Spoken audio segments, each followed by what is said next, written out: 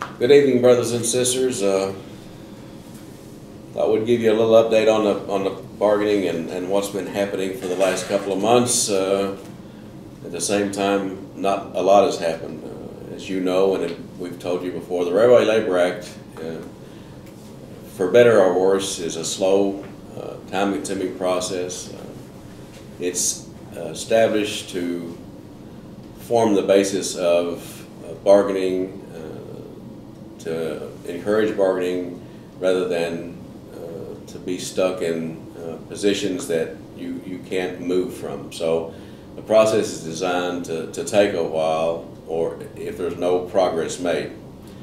After April 6th, we reported to you that nothing substantial happened at that mediation session, and we had meetings scheduled for June mediation.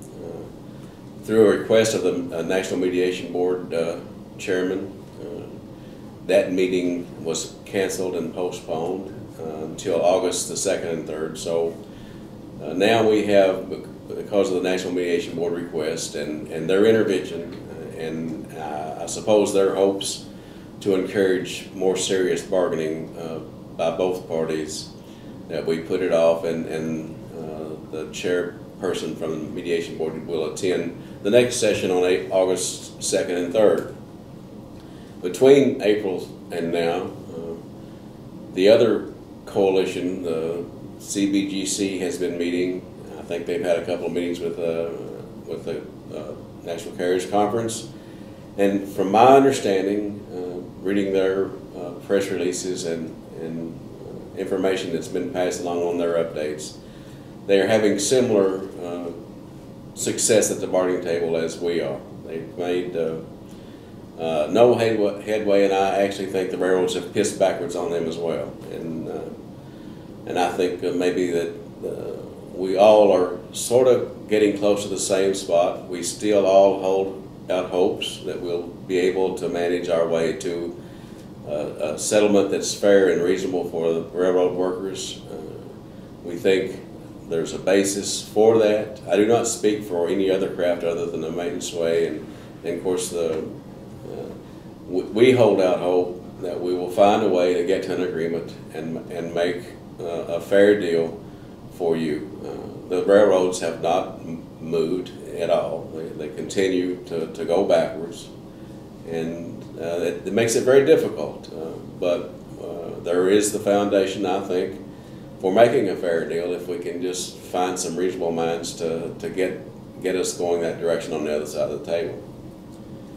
I see from reading and watching other crafts that they're starting to do member updates in their crafts, and so I think the rhetoric is starting to heat up to the point that we all recognize we have to engage the membership, you and every member across the country, to engage in this difficult process, to support your union, to support your local lodge officers, and to support your co-workers in a way that we all are pulling this wagon in the same direction. We're making a difference in expressing our views and letting the railroads know that we want a fair day's pay for a fair day's work.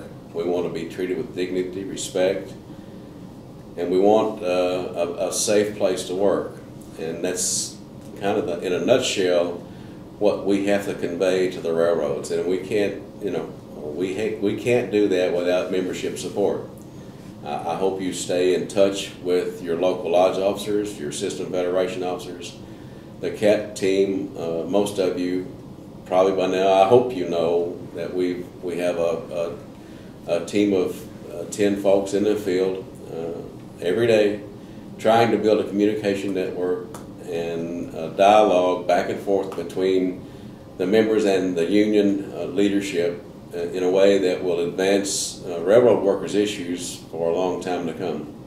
I encourage you to stay active, to stay engaged, to read anything you can find. Go to other unions' websites, check out what's going on with their bargaining, what they're doing legislatively, all those things. Because if you don't stay informed and stay with us and support your leadership with the ideas and issues that you've brought forward, then it'll be off or not.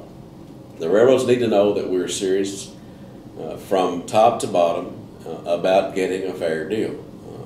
They're still continuing their greedy grab from money from your pockets. They still want you to pay more for your health care. They still want to reduce the benefits under your health care plan. And they still don't want to pay a fair wage. We're not going to stop until we get to a fair package at the end of the deal. I hope, and I think all other rail crafts, while I don't speak for them, I think we all have high hopes that some of us will come to a fair deal that could be applied to all railroad workers.